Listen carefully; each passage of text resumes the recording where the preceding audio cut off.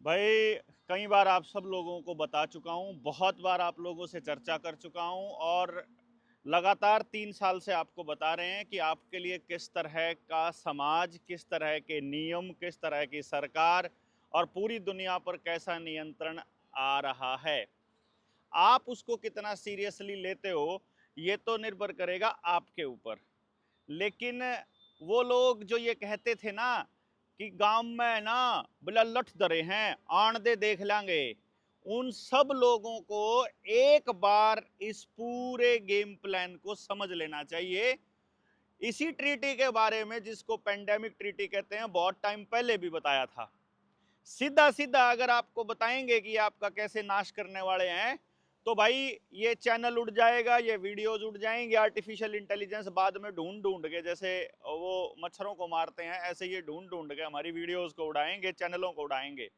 वैसे भी 3 साल से ये सर्वेलेंस कर रहे हैं कि कौन आदमी कितना बोलता है, इसलिए आज बड़ा जरूरी हो जाता है कि आप सब लोगों को एक बार मोटे तौर पर बता दिया जाए और आप निर्णय लें खुद से कि ये सही है कि गलत है, और आप इसके पक्ष में हैं कि खिलाफ हैं। और यदि आप इसके पक्ष में हैं तो यकीनन, मतलब मैं इसको ये कैसे कह सकता हूं कि मतलब आप कितने समझदार हैं या कैसे हैं, मैं नहीं कर पाऊंगा, क्योंकि ये तो देखना तो आपको है कि ये कैसे आते हैं और इन्होंने अपना क्या गेम खेला है। इन्होंने मतलब सरकार के जो भी एजेंट हैं, कौन सी सरकार के, मैं इस वक्त जो बात कर रहा हूँ वर्ल्ड गवर्नमेंट की बात कर रहा हूँ, जो वर्ल्ड इकोनॉमिक फोरम या यूनाइटेड नेशंस के एजेंडे के अंडर में आकर के काम करते हैं। सबसे पहली बात, आपको मीडिया चैनल्स में ये बताया जाएगा, असलियत ये है कि नहीं है। मैं आपको डायरेक्टली कैसे बताऊं अगर मुझे इतना खतरा है तो मैं क्या करूंगा, ऐसा भी तो हो सकता है कि फॉर्म में बताऊंगा। जब मुझे ये बताना होगा कि वैक्सीन के क्या क्या इफेक्ट होंगे, तो मैं साइड नहीं बोलूंगा, साथ में इफेक्ट के साथ, मतलब साइड इफेक्ट नहीं बोलूंगा, मैं यही बोल दूंगा उसके असर क्या हुए हैं, बता आप देना। तो सबसे पहले तो आप कमेंट बॉक्स में लिख के बताइए कि आप कहाँ से हैं जो ये वीडियो देख रहे हैं। और दूसरे नंबर पे ये बताइए कि मेरी बातों पर आपको कितना यकीन है, क्योंकि इस बात पर निर्भर करेगा कि हम आपको जागरूक करते रहें या फिर ऐसे ही चुपचाप बैठे रहें और सर्वनाश को अपनी आंखों से देखते रहें। अभी इस वक्त जो हम आपसे बात कर रहे हैं वो पेंडेमिक ट्रीटी के ऊपर है कि किस तरह से आपकी ना केवल शारीरिक बल्कि सामाजिक सॉवरेनिटी के ऊपर भी आपके अटैक होने वाला है। मैं इस फ्रीडम को किस तरह से मानता हूं, जैसे पिछली बार कोरोना का दौर आया तो आप लोगों को जब बीमारी नहीं थी और कोई सिम्टम नहीं था, तो आपको किसी एक्सपर्ट ने बताया कि आप पॉजिटिव हो। आप कह रहे हो मुझे कोई लक्षण दिखाई नहीं दे रहा, आप कह रहे हो मुझे कोई बीमारी नहीं है, लेकिन फिर भी आपको जबरदस्ती मास्क पहनना पड़ा, जबरदस्ती वैक्सीन लगानी पड़ी कि आपकी इम्यूनिटी हो सकता है बढ़िया हो, लेकिन आपको लगाना पड़ेगा, क्योंकि नहीं तो आप दूसरे लोगों के अंदर फैला सकते हो। इसी तरह की चीजों का इस्तेमाल करके आपकी सॉवरेनिटी को, आपकी स्वायत्ता के ऊपर अटैक किया जा सकता है, और वो अटैक कंटिन्यूअसली होने वाला है। यही हम आपको बता रहे हैं। ये जो ये जो ट्रीटी है जिसके ऊपर साइन हुआ है अभी अभी, इसमें मैं आपको बता देता हूं कि भारत इसमें शामिल है सलाहकार के रूप में और एक बड़े एजेंडा को आगे लेके जाने वाले देश के रूप में। यानी कि बहुत जबरदस्त तरीके से मालूम है सरकार को कि अभी साइन कर दिया तो पंजाब से जो लोग उठेंगे, हरियाणा से जो लोग उठेंगे, बंगाल से जो लोग उठेंगे, वो पूरे के पूरे आकर के अगर दिल्ली में मिलने लगे तो इनकी गद्दी हिल जाएगी। इसीलिए ये चुनावों का इंतजार कर रहे हैं कि भविष्य में पंजाब और पश्चिमी बंगाल में कम से कम इन दो स्टेट में तो बीजेपी की सरकार आ जाए। और अगर ये पूरा का पूरा गेम जियोपॉलिटिक्स अगर वर्ल्ड इकोनॉमिक फोरम खेल रहा है, तो ईवीएम का खेला अब की बार होने वाला है। अब की बार आम आदमी पार्टी के 50% से ज्यादा विधायक बीजेपी में शामिल होने वाले हैं, कांग्रेस के विधायक भी बीजेपी में शामिल होने वाले हैं। कैप्टन अमरिंदर हो सकता है बीजेपी का अगला प्रधानमंत्री डिक्लेयर कर दिया जाए, उस वक्त आपके पास कोई दूसरा ऑप्शन नहीं बचेगा, क्योंकि कैप्टन अमरिंदर ऑलरेडी मुख्यमंत्री रह चुके हैं, पिछली बार बीजेपी का सहयोगी रहा है। तो बीजेपी के पास किसी भी स्टेट में एंट्री के लिए आम आदमी पार्टी एक कवरिंग फायर के तौर पर काम करती रही है, एक कवरिंग एजेंट के तौर पर काम करती रही है, और वो काम बीजेपी आपके लिए आम आदमी पार्टी ने पंजाब में बखूबी किया है। जैसे ही इन 2 स्टेट में सरकार बीजेपी की आई, उस वक्त इस देश के अंदर गुलामी का असली दौर शुरू होगा। उसी दौर की भयानकता को ध्यान में रखते हुए मैंने अपने गांव में काम चालू कर दिया है और मैं अपने गांव के प्रत्येक घर तक अपना एजेंडा, अपना मिशन, अपना विजन लेके जा चुका हूं, ताकि हम लोग पूरे देश को एक विजन दे सकें कि भाई हम लोगों को अगर सरकार के ऊपर से निर्भरता खत्म करनी है तो हम क्या कर सकते हैं। तो मैं इस पेंडेमिक ट्रीटी के एक एक पॉइंट्स को यदि मैं कहूं तो ह्यूमैनिटी के अगेंस्ट एक बहुत बड़ा ये क्राइम है, एक तरह से मैं इसको कहूंगा। और ये एक डिजिटल गुलामी, यानी एक पूरी वर्ल्ड लेवल पर एक पूरे ग्लोबल गुलामी का एक ब्लूप्रिंट तैयार हो गया है। और ये आपके सामने जो कंपनियां या फिर जो सोशल मीडिया है या मीडिया के जो इन्फ्लुएंसर हैं, वो बहुत अच्छे तरीके से पुट करेंगे। अभी हरियाणा में भी 2-3 केस लाने की इन्होंने कोशिश की है, तो शायद इसके बहाने ये कुछ करने जा रहे हों। और आपको शायद मालूम नहीं है कि सिंगापुर में लॉकडाउन ऑलरेडी लग चुका है और सिंगापुर में मेडिकल इमरजेंसी घोषित होने के बाद में अब वहां पर पूरा खेल अमली जामा पहनाया जाना चालू हो गया है। वहां 2000 से ज्यादा संक्रमित पाए गए, यानी उनको पॉजिटिव पाया गया, और अब अस्पतालों में वहां वही खेल शुरू होने जा रहा है जो 2019 में शुरू हुआ था। मालूम है सिंगापुर में क्यों? क्योंकि सिंगापुर पूरी दुनिया का पहला ऐसा देश बना है जहां वैक्सीन ना लेने पर व्यक्ति के ऊपर आपराधिक मुकदमा दर्ज हो जाएगा, यानी कि वैक्सीन ना लगवाना अपराध घोषित हो गया है सिंगापुर में, और इसीलिए सबसे पहले कोरोना वहीं पर आया है। मैं आपको बहुत पहले से बता रहा हूं, इंडिया में क्योंकि 14 साल से कम उम्र के बच्चों का जब नंबर आया था, तो उसी वक्त जनता सरकार मोर्चा जैसे दूसरे संगठनों ने मेहनत करके, आवाजें उठा करके लॉकडाउन खुलवा दिया था और वैक्सीनेशन को बंद कर दिया था। इसीलिए पहले झटके में 12 साल से कम उम्र के बच्चों को टारगेट इस बार करने की योजना आ रही है। आपने मीडिया के न्यूज चैनल्स में ये सारा खेल देखा ही होगा।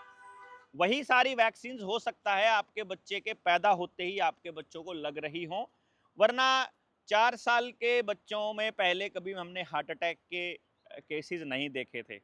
ये पिछले 3-4 साल में बढ़े हैं कि कोई 4 दिन का बच्चे को भी ब्रेन हेमरेज हुआ है या हार्ट अटैक हुआ है या कार्डियक अरेस्ट आया है, और 2 साल के बच्चे को भी और 4-5-6 साल के बच्चे को भी। बाकी आप समझदार हैं कि वो किस वजह से आया होगा। तो ये कोई विश्व के स्वास्थ्य को सही करने के लिए नहीं, बल्कि वैश्विक नियंत्रण के लिए एक दस्तावेज है, जिसको यदि इम्प्लीमेंट कर दिया जाता है तो देश का संविधान नल एंड वॉइड हो जाएगा। देखो, मैं आपको बताऊं, पहले मैंने 2-3 साल पहले जो वीडियो बनाई थी, तब भी मैंने ये कहा था कि हमारे देश का संविधान नल एंड वॉइड हो जाएगा। लेकिन मैं आपको एक बात बता दूं कि इसमें कहीं पर भी ये नहीं लिखा हुआ है कि आपके देश का संविधान नल एंड वॉइड हो जाएगा।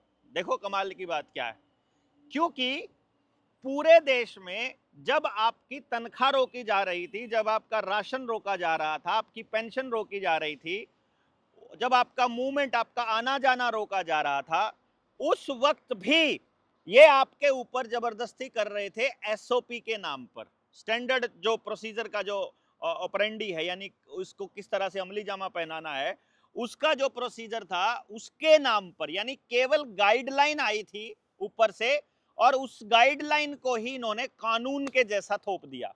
तो अगर WHO ऐसा कानून दे दे, ऐसा मतलब आपको एक ऐसी गाइडलाइन दे दे कि आपके जो नागरिक अधिकार हैं, आपके जो इंसान होने के अधिकार हैं, उनको बाद में एक्सेस कर लेना, अभी ये बीमारी चल रही है, अभी महामारी चल रही है, अभी आपके ऊपर ये जबरदस्ती नियंत्रण आपको करना पड़ेगा, इस टाइम के लिए आप मान जाओ, 20-21 दिन आपने कोई चीज फॉलो कर ली, आप उसके आदी हो जाते हो, फिर आपको कोई फर्क नहीं पड़ता है। तो अब आपकी जो दुकान खराब हुई थी, जो आपकी बेरोजगारी है, जो आपकी बर्बादी है, जो आपका लोन में डूबा होना है, जो आपके डिप्रेशन है, वो अब आप अपनी किस्मत मान करके उसे अपना मान चुके हो, और अब सरकार से सवाल पूछने की आपकी हिम्मत समाप्त हो चुकी है। तो इसी तरह से 21 दिन पहला एक ट्रायल होता है किसी भी आदमी की किसी चीज को आदत बनाने में, किसी आदमी की कोई आदत बदलने में। तो ये एक गेम प्लान है। तो सबसे पहले मैं आपको बता दूं, इसमें ये लोग कह रहे हैं कि हम दुनिया को, ये जो पेंडेमिक ट्रीटी है इसका पर्पस वो बता रहे हैं कि दुनिया को अगली महामारी के लिए तैयार करना। देखो कमाल की बात क्या है, इन लोगों को इतनी चिंता है हमारी कि ये दुनिया को अगली महामारी के लिए तैयार करने की योजना बना रहे हैं। दूसरी बात ये कह रहे हैं आपस में सहयोग बढ़ाना। दूसरी महामारी के लिए तैयार करने का मतलब है फिर आपको बिल गेट्स की वो किताब जरूर पढ़नी चाहिए जिसमें वो अगली महामारी के लिए तैयार होने को बोल रहा है। देखना बिल्कुल वैसे ही वो काम कर रहे हैं। अगले नंबर पर सहयोग बढ़ाना, मतलब आपने सहयोग नहीं बढ़ाया तो आपको देशद्रोही घोषित कर दिया जाएगा। और ये ऑपरेशन सिंदूर चलाया था जिस वक्त, इधर तो आप ऑपरेशन सिंदूर में उलझे हुए थे और उधर जो है वो पेंडेमिक ट्रीटी के ऊपर वहां पर तालियां बज रही थी और उसके ऊपर सिग्नेचर्स हो रहे थे।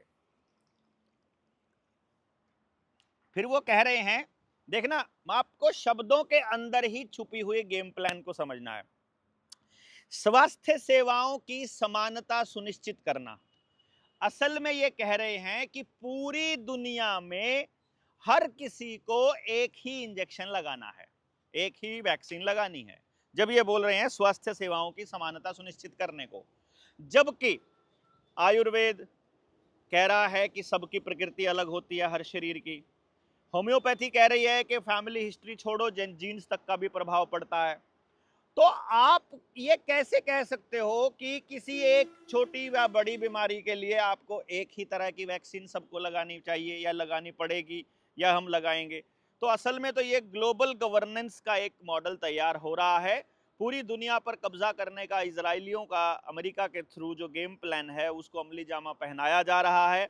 आज़ादी की इस लड़ाई में अब की बार हम अंग्रेज़ों से अधूरी आज़ादी नहीं लेने वाले हैं। अब की बार WTO से भी आज़ादी चाहिए, वर्ल्ड हेल्थ ऑर्गेनाइजेशन से भी आज़ादी चाहिए, अंग्रेजियत से भी आज़ादी चाहिए। और जितने दुनिया के लेवल पर भारत को बांधने वाली संधियां हैं, हर संधि से आज़ादी चाहिए। हो सकता है वो आपको परमाणु बम से डराने लग जाएं, लेकिन परमाणु बम से अगर आप डर गए तो आप कभी जीत नहीं पाओगे। मैं आपको एक बात बता देता हूं, भारत पर कभी भी परमाणु बम गिराया नहीं जा सकता। मैं आपको ये बहुत अच्छे से बता रहा हूं। भारत पर परमाणु बम क्यों नहीं गिराया जा सकता, इसको समझना है यदि, तो आपको देखना होगा कि एशिया के जो दक्षिणी हिस्से पर, वहीं पर इतनी जलवायु, इतनी विविधता, इतने जो जड़ी बूटियां और इतना जंगल, ये सब कुछ मिलता है। अभी क्या है कि इन्होंने पेस्टिसाइड डाल करके हमारे जंगल खत्म कर दिए हैं। पर यदि आज हम लोग जागरूक होना शुरू करेंगे, तो आज हमने अगर पेस्टिसाइड डालना बंद कर दिया तो जड़ी बूटियां उगना अपने आप शुरू हो जाएंगी और 3 साल में हमारी धरती वापस वैसी हो जाएगी कि हम गोवंश से दोबारा से, यानी बैल से हम लोग खेती करने लायक हो जाएंगे। यानी आपका जो सब्र है वो 3 साल का है और जो ये पेंडेमिक ट्रीटी को अमली जामा पहनाना है वो 2 साल का है। मैं आपको ये 2 साल इसलिए बता रहा हूं क्योंकि 2 साल में ये चुनाव भी हो चुके होंगे। इधर से पश्चिमी बंगाल का चुनाव मान लेते हैं कि दोबारा से ममता बनर्जी जीत गई और ईवीएम का खेल इनका फेल हो गया, तो उस वक्त के लिए फिर ये वहां पर हिंदू मुसलमान के दंगे या रोहिंग्या के दंगे करवा करके राष्ट्रपति शासन लागू कर देंगे। इसी तरह से पंजाब में भी इनका जो प्लान बी है वो राष्ट्रपति शासन है। जैसे मणिपुर में अभी राष्ट्रपति शासन चल रहा है, जैसे JNK में राष्ट्रपति शासन लगा देंगे। और इसी तरह से दूसरी जगह पर भी ये जहां जहां इनकी सरकार नहीं है वहां राष्ट्रपति शासन लागू हो जाएगा। राष्ट्रपति आपको पता ही है कितने दिमाग वाली है, वो तो आप समझते ही हैं। और बाकी जगह पर जो है वो मतलब इनकी सरकार है ही है। तो एक तरह से पूरी दुनिया में सरकार इनकी बन जाएगी। पुलिस के नाम पर स्पेशल टास्क फोर्स ऑलरेडी ये बनाने की तैयारी कर रहे हैं। भारतीय न्याय संहिता में इन्होंने एक जो अभी सिविल डिफेंस के नाम पर जो फार्म लिए थे इन्होंने सेना में भर्ती होने वाले, वो गांव में से किसी का भी कार्ड बनाकर वो पुलिस का मुखबिर उसको साबित कर, वो कह देंगे गांव के जो सबसे गुंडे लुच्चे बदमाश लोग हैं उनको ये पुलिस के साथ अटैच कर देंगे कि ये लोग अगर गांव में कोई हिला तो इनके ऊपर तुमने अटैक किया तो सरकार पे अटैक माना जाएगा। तो भारत सरकार यानी हमको दोबारा से अपने अधिकारों को वापस लेने की दिशा में इसके ऊपर काम करना पड़ेगा।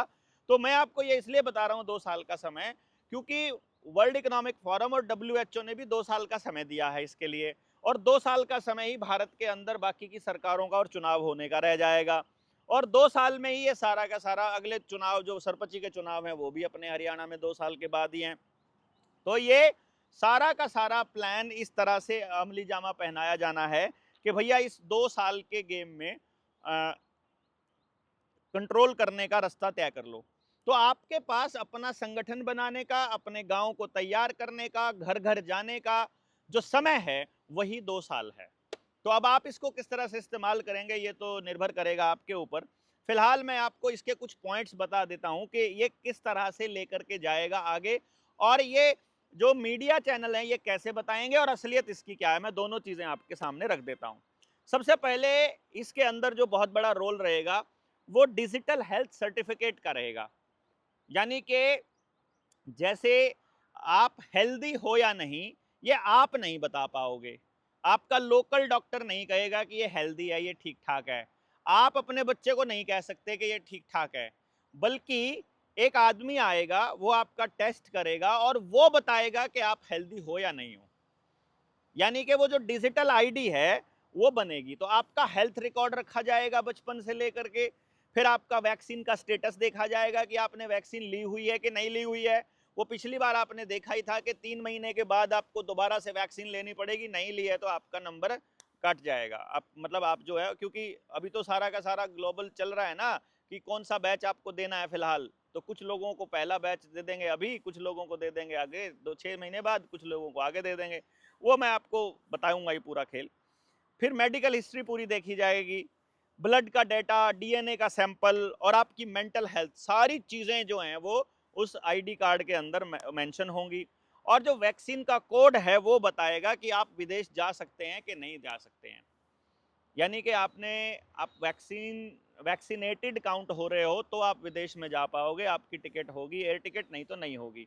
लेकिन अभी तो कह रहे थे कि आप किसान की फसल को भी बाहर तक लेके जाना है, इसलिए हिसार का एयरपोर्ट बना है, मोगली जी जब यहाँ आए थे। चलो बाकी बताएंगे, आपका बच्चा स्कूल में पढ़ सकता है कि नहीं पढ़ सकता है ये भी आपका वैक्सीन का स्टेटस ही बताएगा। अब इसमें आप बता दीजिए आपके अधिकार जो हैं वो एक वैक्सीन का कोड बताएगा, तो आपके अधिकार सस्पेंड हो जाएंगे यदि इस ट्रीटी को पूरी तरह से आप मान लोगे तो। भक्तों को मैं बता देता हूं भाई, जो वैक्सीन से आपके पक्के इलाज करने का जो मोदी जी ने एक सर्टिफिकेट बनवाया था जिसके ऊपर पहले आपकी उसकी खुद की फोटो लगती थी और अब उसने फोटो हटवा दी थी, वो आप खेल समझिए आप लोगों को क्या लगता है। आप लोग तो अंधभक्त होना, आप लोग तो आरएसएस से होना, आप लोग तो बीजेपी से होना, जो है मतलब मैं उनकी बात कह रहा हूँ, वो तो एक बार देख लो कि आपके घरों की क्या हालत है। आप आपका रोज़गार, आपका जो बीमारी का हालत है वो सही है कि किस तरह से चल रहा है। बाकी आपको नहीं समझ में आ रहा है तो कोई बात नहीं। इसमें जो दूसरा पॉइंट आ रहा है वो है मैंडेटरी मेजर्स लेने का। मतलब कुछ चीज़ें आपको लेनी ही पड़ेंगी। जैसे वो कह रहे हैं कि यदि आपने वैक्सीन नहीं लिया है तो आप घर से बाहर नहीं निकल सकते, यदि आपने मास्क नहीं लगाया है तो आपका चालान कटेगा, यदि आपने आरटीपीसीआर टेस्ट नहीं करवाया है तो आप एक जिले की बाउंड्री छोड़कर दूसरे जिले में एंटर नहीं कर सकते। यानी आपकी मर्जी हो या ना हो, आपको एक तरह से टेस्टिंग के लिए तो वो रखेंगे ही रखेंगे। यानी आप बिना उनकी लैब में कैद हुए, बिना उनके पिंजरे में कैद हुए आप उनके लैब रैट हो जाएंगे। ये इसका एक पूरा का पूरा खेल है। अगर इसके अगले बिंदु की तरफ देखा जाए तो ये लोग कह रहे हैं पेंडेमिक ट्रीटी के जो फायदे हैं ये उसमें लिखा हुआ है। देखो वो अप्रोच बता रहे हैं आपको बढ़िया वाली। जैसे कि मान लो यहाँ पर कहेंगे कि भाई पूरे देश में ना फैले इसलिए इनको लगाना जरूरी है, इसलिए इनको वैक्सीन लगाना जरूरी है, चलो इनको मास्क लगाना भी जरूरी है। वो सब तो पहले आप देख चुके हो, सब कुछ आप पहले देख चुके हो। ज्यादा से ज्यादा लोगों तक पहुंचाना आपकी जिम्मेदारी है इस वीडियो को, वरना फिर से हम उसी तरह से रह जाएंगे। करोड़ों लोगों तक ये वीडियो पहुंचनी चाहिए। और आपकी जानकारी में जो भी व्यक्ति है इसको जरूर समझ ले, मैंने दोनों पहलू बताए हैं कि मीडिया क्या दिखाएगा, अभी उसने दिखाया नहीं है, और हम क्या दिखा रहे हैं। कोई कॉपीराइट नहीं लगता है मेरी वीडियोस को अपने चैनल पर, अगर आप डालते हो तो कोई कॉपीराइट नहीं लगाऊंगा मैं, आप डालिए जितना डाल सकते हो, मैं बता रहा हूं आपको। इसमें जो अगला जो पॉइंट बता रहे हैं वो वन हेल्थ अप्रोच बता रहे हैं। वन हेल्थ अप्रोच का मतलब क्या है, वो कहते हैं कि आदमी और पशु की हेल्थ को एक तरह से मतलब एक तराजू में तोला जाए और पर्यावरण को इसमें ध्यान रखा जाए, मतलब पर्यावरण को ध्यान में रखा जाए। मैं समझ रहा था, मैं कहा यार ये पंगा कैसे है, ओहो हो फिर समझ में आया। समझ में ये आया कि यदि आपकी गाय में वो वायरस मिलने का कोई चांस मिला तो आपकी दूध की सप्लाई बंद हो जाएगी। यदि आपके खेत में फसल थी खड़ी थी और मुझे बताया उन्होंने कि भाई देवेंद्र उधर आपके खेत में ऐसे ही जैसे वीडियो बना रहा था, तो आपकी लोकेशन ने बता दिया कि आप वहां पर थे, आपकी ट्रैवल हिस्ट्री ने बताया कि आप उस खेत के आसपास थे, तो उस खेत में वायरस होने के चांस हैं, तो उस खेत का अनाज कोई नहीं खा पाएगा या फिर उस खेत में हो सकता है उस खेत को आग लगा दी जाए। तो वो ये कह रहे हैं कि उस फसल को कोई नहीं खाना चाहिए जिसके अंदर वायरस होने के चांस हैं। फिर वो ये भी दे रहे हैं, वो पढ़े लिखे लोग जो, मतलब मैं तो असल में पढ़े लिखे नहीं बोलता उनको, ये जो डिग्रीधारी लोग हैं, इन लोगों जो साक्षर लोग हैं, इन लोगों के लिए वो कहेंगे इसकी ना कॉम्प्रिहेंसिव अप्रोच होनी चाहिए। वो कॉम्प्रिहेंसिव अप्रोच का मतलब वो यही लेते हैं कि भाई समग्र रूप में देखा जाए, समग्र दृष्टिकोण होना चाहिए। अब उस कॉम्प्रिहेंसिव अप्रोच में वो ये कह रहे हैं कि मान लो किसी जंगल में वायरस होने की पुष्टि हो गई या उनको शक हो गया, तो उस जंगल से आदिवासियों को विस्थापित करेंगे जबरन। ये जो खेल चल रहा है ये इसीलिए चल रहा है ना भाई, संसाधनों पर कब्जे का तो खेल है। गांव तो खाली करवाने ही करवाने हैं, फसलों पर तो, जमीनों पर तो कब्जा इनको चाहिए ही चाहिए। आप मानो या ना मानो, ये गेम प्लान तो चल ही रहा है, आपको समझ में आए कि ना आए। हम पहले बता रहे हैं फूड सप्लाई को रोक दिया तो शहरों में आग लग पड़ेगी, शहर वाले पागलों की तरह हो जाएंगे और सबको 5-5 किलो अनाज पर या एक ब्रेड की रोटी पर निर्भर रहना पड़ेगा। कोई बड़ी बात नहीं है। एग्रीकल्चर के ऊपर, एनिमल फैसिलिटी के ऊपर आपका, उनके ऊपर सीधा नियंत्रण करने का एक खेल है। अब आप समझिए इसको किस तरह से लेते हो। क्राइसिस के लिए प्रिपेयर्डनेस के बारे में ये बता रहे हैं कि पहले से रणनीति बनानी पड़ेगी कि अगर वायरस आया तो क्या करेंगे, अगर ये यहाँ पर लॉकडाउन लगा तो क्या होगा। तो इसके लिए क्या करेंगे, मॉक ड्रिल करेंगे। मॉक ड्रिल का खेल आपने अभी अभी देखा, मतलब इतने झूठे सारे मीडिया के चैनल हैं कि मॉक ड्रिल चल रही थी उसको युद्ध बना दिया कि भाई लाहौर पे कब्जा हो गया, कराची पे कब्जा हो गया, बस इस्लामाबाद पे कब्जा होने वाला है, पाकिस्तान की राजधानी बस अब अपने कब्जे में आने वाली है। वो आपने पूरा खेल देखा। तो मॉक ड्रिल को ही असली युद्ध में तब्दील करने का तो टैलेंट बस इन कमीनों के पास ही है। अभी आप लोगों को एक मॉक ड्रिल चल रही हो कि भाई पेंडेमिक हर तीसरे चौथे छठे महीने मॉक ड्रिल चल पड़े, मान लो कि ये सायरन बजे तो तुमने घरों में दुबक जाना है, ये सायरन बजे तो तुमको मास्क लगाना चालू कर लेना है।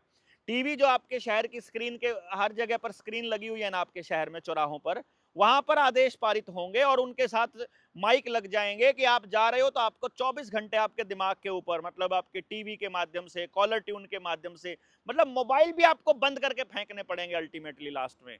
वो आपको देखना, मैं आपको बताऊंगा, आप फेंकोगे, अपने हाथ से फेंकोगे, अपने बच्चों को अपनी आंखों से बर्बाद होते हुए देख रहे हो और फिर भी मोबाइल नहीं फेंक रहे हो, फिर भी उनके हाथ से में पकड़ा रखा है। कितनी कितनी खतरनाक माँ बाप हैं आप लोग। आर्टिफिशियल वायरस की सिमुलेशन की जाएगी, मीडिया में एक पूरा हाइप क्रिएट की जाएगा, मीडिया हिस्टीरिया, मतलब जैसे अभी लॉकडाउन, अभी ये युद्ध के नाम पर जो हुआ, ये अभी इसी तरह से वायरस के नाम पर, क्योंकि सारे मीडिया चैनल्स अंबानी अडानी के हैं। काम करने वाला जो व्यक्ति अंदर काम कर रहा है, वो व्यक्ति जो है, आपने सारे नेताओं को देखा था कि जब कैमरे के सामने आना था तो मास्क लगा लेते थे, बाहर जाते थे तो फिर से वैसे हो जाते थे। मोदी जी जब बैठे होते थे तो सारे मंत्री लगा के रखते थे, फिर मंत्री जी जब नहीं लगाते थे तो आगे खड़े हुए सारे एमएलए लगाते थे, फिर एमएलए लगाता था, नहीं लगाता था तो एसपी और डीएसपी लगाते होते थे, जब एसपी डीएसपी मुंह से उतार देते थे तो हवलदार लगाता होता था, इंस्पेक्टर थानेदार। हवलदार उतार लेता था तो आगे सिपाही लगाता था, और सिपाही उतार देता था तो जनता लगाती थी। मतलब गुलामों की एक टेस्टिंग की प्रोसेस कॉन्टिन्यूसली चल रही थी। और ये इमरजेंसी लगाने के लिए काफ़ी है, इतना सारा मटेरियल, अगर इतना सारा कुछ हो जाए और इमरजेंसी डिक्लेयर कर दें, भैया इमरजेंसी डिक्लेयर हो गई, मैं आपको बता रहा हूँ, इमरजेंसी में घर से निकलने वाला मैं पहला आदमी होऊंगा। मतलब हमको जीने का कोई शौक नहीं है ऐसी जिंदगी जिसके अंदर गुलाम होकर के रहा जाए, तो हम इसको तोड़ेंगे। उससे पहले अपनी सेना तैयार कर लीजिए, हर व्यक्ति के पास अपनी 20 लोगों की टीम होनी ही चाहिए। ये जो हम लोग, आपको क्या लगता है आवेदन के लिए आपको तैयार कर रहे थे, अरे भैया हमको 3 साल हमको मालूम था ये हालात आने वाले हैं, इसीलिए एक दिन हम घर में नहीं बैठे और टीम तैयार करते रहे। इसका पर्पस ये था कि भाई तुम आवेदन के नाम पर आ जाओ यार, हेल्थ के नाम पर आ जाओ यार, तुम एजुकेशन के नाम पर आ जाओ, किसी नाम से आ जाओ, तुमको राजनीति करनी है उसके नाम पर आ जाओ, पर बोलने की हिम्मत तो रखो। कम से कम समाज में इन मुद्दों के ऊपर बोलो तो सही। लेकिन नहीं, आप मुद्दों पर नहीं बोलेंगे, बस अपनी जो आपकी इच्छा है वो पूरी हो जाए। भैया आपका आवेदन लग गया है ना, तो इस पे लाइव बना लो। अब आप अगर हेल्थ एजुकेशन पर काम करते हो अपने साथ में, तो इस पे लाइव बना करके चलो। इस पे इस पेंडेमिक ट्रीटी के सारे पॉइंट्स आपको चाहिए, मैं आपको भेज दूंगा। जिसको चाहिए बता दीजिएगा, मैं आपको बताऊंगा। उनपे अपने नोट्स बनाकर अपनी भाषा में लिखिए, लाइव चलिए, वीडियो डालिए, पोस्ट लिखिए, लिखते जाइए कंटिन्यूअसली। आपको ये करना पड़ेगा ताकि आसपास के लोगों को पहले से ही पता चल जाए कि ऐसा करने वाले हैं। अभी बोल दोगे ना, अभी आपको पागल बोलेंगे, कोई दिक्कत नहीं है, चैनल नहीं उड़ेगा। लेकिन जिस वक्त आएगी ये, उस वक्त बोलोगे तो ये चैनल उड़ जाएंगे, तो खबर नहीं पहुंचा पाओगे। पहले से बोलते रहो। आज जो ये हो रहा है ये हम पहले से बता चुके हैं आपको, इसीलिए आज लोग ट्रस्ट करने लगे हैं, वरना उस वक्त तो हमको भी पागल बोला करते थे। हमने बोलना बंद नहीं किया, हमारे ही साथी हमको बोलते थे, गांव में 1.5 घंटा बोलने का क्या मतलब, ऐसा बोलते थे। मैं बोलता था भाई आज इनको समझ में ना आए कोई बात नहीं, बीज डल गया इनके दिमाग के अंदर, सारी चीजें डाल दी हमने कि भैया आपका जो खाना है, आपका जो अनाज है वो वेस्ट होगा। या तो आपका अनाज मंडी में वेस्ट हो रहा है, या आपका खेत में ही नहीं हो रहा है, या आपको बीज ही गलत मिला है, या आपके खेत में पानी की शॉर्टेज आ रही है, या आपको बिजली नहीं मिलेगी, या या पेट्रोल डीजल नहीं मिलेगा, या आपके वाहन बंद कर दिए जाएंगे। किसी ना किसी तरीके से आपको उस हालत में लेकर के आना है इनको, वो लेकर के आ ही रहे हैं। तो इसको समझो आप कि कितना बड़ा खेल चल रहा है। तो इसलिए अगला फॉल है इंफोडेमिक मैनेजमेंट। इंफोडेमिक मैनेजमेंट का मतलब है कि इंफॉर्मेशन को मैनेज कर लेंगे। जैसे हम जैसे लोग जो बोल रहे हैं उसको बोलेंगे मिस इन्फॉर्मेशन फैला रहा है। कोई डॉक्टर अगर सच बताने लगे, मान लो जैसे कि कोरोना के टाइम पे क्या हुआ था, कोई डॉक्टर अगर कोरोना का सच बता देता था या बोल देता था, तो उसका लाइसेंस रद्द कर देते थे, तो उसको कोई इंटरव्यू देने का अलाउड नहीं था। मीडिया चैनल वाले भी लेकर आते थे, तो आईएमए के किसी डॉक्टर को लेके आते थे, और वो डॉक्टर जो है वही पेलता था जो ऊपर से बोला गया है। रामदेव ने एक बार बोला था, रामदेव को घसीट लिया था इन्होंने सुप्रीम कोर्ट तक, और फिर रामदेव को भी पीछा छुड़ाना मुश्किल हो गया था। मान लो आपने ऑनलाइन आरटीआई डाल दी कि इसके ऊपर, पेंडेमिक के ऊपर, तो आप ब्लॉक हो जाओगे परमानेंट, और कोई आरटीआई ही नहीं डाल पाओगे। मान लो आपने कोई पीआईएल डाल दी, तो बोलेंगे कौन सा संगठन है, कहती जनता क्या जनता सरकार मोर्चा, फर्जी संगठन, चलो ऐसा करके भेज देंगे वो लोग। क्यों? आपने जजेस को देखा ना, जजेस ने क्या खेल खेला था मालूम है ना। मेरा मास्क वाला जो केस है अभी तक पेंडिंग चल रहा है। मास्क वाले केस में सजा मिलेगी अब जब 2 साल पूरे होने को होंगे, जब ये पेंडेमिक ट्रीटी लागू हो जाएगी ना, तो मास्क वाले केस पर तब सजा होगी और तब अंदर डालेंगे। सोचो कितना बड़ा खेल आप समझोगे इसको। भाई साहब ये तब तक ऐसे ही चल रहा है, देखो 3 साल हो गए हैं उसको, मास्क वाले केस को 3 साल से ऊपर हो गया, 3.25 साल। लेकिन मजाल है कि आगे सरक ले। बता रखा है कि सारे मास्क वालों को तब जेल डालनी है। हमने भी बोला रखा है वकील को, भैया हमें जेल ही जाना है, बढ़िया है, इससे अच्छा तो फेसबुक पर यूट्यूब पर डालोगे तो बोलेंगे जी कम्युनिटी गाइडलाइन को फॉलो नहीं कर रहा है, चलो उड़ा दो इसको, फटा कर दो। ये सारा खेल चलेगा। वो बोलेंगे मतलब जो जो अच्छे सूट बूट वाले क्या बोलेंगे, भैया आपको साइंटिफिक अप्रोच रखनी चाहिए, पीसफुल प्रोटेस्ट करना चाहिए, आप कोर्ट में जाइए ना, इस तरह की भाषा बोलेंगे वो। ये हथियार की तरह इस्तेमाल करते हैं। एक जैसी सोच के लोग बनाना चाहते हैं, एक जैसी एक कमोडिटी की तरह, ट्रैकेबल कम्युनिटी बनाना चाहते हैं हमको, वो हम लोगों को बिल्कुल नहीं होगा। तो इसमें क्या है कि डब्ल्यूएचओ को अधिकार होगा कि वो क्या गाइडलाइंस दे रहा है, सबको क्या कह रहा है कि भाई तुमको ये सब करना है। तो पूरी दुनिया में जितने भी हेल्थ के मेजर्स हैं, चाहे आपकी आयुर्वेद है, चाहे एक्यूप्रेशर है, एक्यूपंचर है, अल्टरनेटिव मेडिसिन हैं, दूसरा हेल्थ के दूसरे वेलनेस के जो तरीके हैं, योगा है, प्राणायाम है, वो सब खत्म हो जाएंगे। आयुर्वेद और होम्योपैथी सब कुछ मतलब। तो आपको अगर ये खत्म करना है तो आप चुप रहिए, अदरवाइज आपको बोलना पड़ेगा। और मैं आपको बता रहा हूँ अपनी गिरफ्तारी की या अपने गायब होने वाली स्थिति में हम क्या करना है, वो वीडियोस हमने पहले से बना के रखी हुई हैं, वो बस फॉलो कर लेना। चैनल नीडर जेएसएम करके चैनल है, नया बनाया है, नीडर जेएसएम ब्रैकेट में देवेंद्र बल्हारा, इसका लिंक मैं इसमें डिस्क्रिप्शन में डाल देता हूँ। वो उसको दोबारा से चैनल को जो है वो सब्सक्राइब कर लीजिए। और शुक्रवार को यानी कि फ्राइडे को शाम को 10 बजे मैं उस पर एक वीडियो लगाऊंगा रात को। तो आप लोग अगर रात को 10 बजे चलाकर सो जाएं तो उसके ऊपर जो है ट्रैफिक बढ़ जाएगा, और वो मतलब जो सब्सक्राइबर्स हैं वो बढ़ जाएं, ताकि लोगों तक जाना शुरू हो जाए। तो हम लोग उसमें इसी तरह से डालेंगे लंबी लंबी वीडियोस, ताकि मैक्सिमम लोग लगा करके उसको छोड़ सकें, ताकि वो चैनल जाए, एक बार चलता रहे थोड़ा बहुत। असली खबरें हम इस निडर इंडिया पर ही डालेंगे फिलहाल के लिए। तो इसमें जो आपका निजता का जो अधिकार है वो पूरी तरह से समाप्त हो जाएगा। आपका ब्लड टेस्ट की रिपोर्ट इंटरनेशनल लेवल पे जा सकेगी, आपका डीएनए का प्रोफाइलिंग वहां बन जाएगा, फेस स्कैन है। देखो, फेस स्कैन करने वाली टेक्नोलॉजी इंडिया के नाम पर नहीं है, वो भी इजराइल के नाम पर है। जितना भी टेक्नोलॉजी, जितना ये एप्पल का जो सॉफ्टवेयर है या फिर एंड्रॉयड का सॉफ्टवेयर है या फिर माइक्रोसॉफ्ट का सॉफ्टवेयर, वो सारा उनके पास है। तो कैमरास जितने भी हैं वो सारे के सारे रिकॉग्निशन वाले उनके पास ही हैं। अपने अपने पास तो कुछ भी नहीं है। अपने वाली सरकार तो हमारे टैक्स के पैसा दे करके उनकी कंपनियों को चला रही है बस खाली। आपकी ट्रैवल हिस्ट्री हो गई, सोशल मीडिया का बिहेवियर हो गया, सब कुछ। यानी कि वैक्सीन कंपनियों को पूरी तरह से कंट्रोल करने का एक मौका मिल जाएगा। और ये कोई महामारियों का दौर आज का नहीं है। 1918 में लेकर आए, 1976 में लेकर गए, 1976 में स्वाइन फ्लू लेकर के आए थे, 2001 में लेकर आए, एंथ्रैक्स को लेकर आए, 2009 में स्वाइन फ्लू, 2014 में इबोला लेके आए, 2019 में कोविड-19 लेकर आए। हर बार नए कानून बने, नई टेक्नोलॉजी और नागरिकों की आज़ादी छीन ली गई। अब देख लो आप कि भारत पर इसका क्या अधिकार होगा। क्योंकि देखो, आप अगर बीमार नहीं है, मान लो आपको इसमें कंट्रोल किसको करना है? ये रोग कंट्रोल करना इनका मकसद नहीं है, रोगी को कंट्रोल करना मकसद है, आपकी आज़ादी को समाप्त करना इनका मकसद है। डॉक्टर नहीं बता पाएगा कि आपको देना क्या है, कंपनियां बताएंगी कि आपको कौन सी वैक्सीन देनी है। यानी कंपनियों को ज़्यादा अधिकार हो जाएगा। और इसके ऊपर तो आपको एक और बताऊंगा मैं आपको कि आपकी नेचुरल इम्यूनिटी को इम्यूनिटी नहीं बोलेंगे, ये बोलेंगे जो वैक्सीन से सर्टिफाइड वैक्सीन से जो इम्यूनिटी है, सिर्फ उसी इम्यूनिटी को इम्यूनिटी मानेंगे हम, बाकी की इम्यूनिटी को इम्यूनिटी नहीं मानेंगे। मतलब क्या गुंडागर्दी चली हुई है यार, और हम लोग इस पर चुप बैठेंगे? मुझे नहीं लगता इसके ऊपर आप लोग चुप बैठेंगे। आपके बच्चों का नंबर आ गया अब तो ना, अब कैसे बचोगे आप लोग? मतलब कुछ लोग बकवास कर रहे थे ना, ये आपको डरा रहा है, डरा रहा है, डरा रहा है। अरे डरा नहीं रहा हूं, मैं बता रहा हूं भैया, ये लोग ले आए हैं। आपके पास ऑप्शन नहीं है विरोध करने के अलावा। अरे किसी फॉर्म में कर लीजिए, जरूरी थोड़ा है आपको मेरा विरोध करना। जो जिसका करना है उसका कीजिए भाई।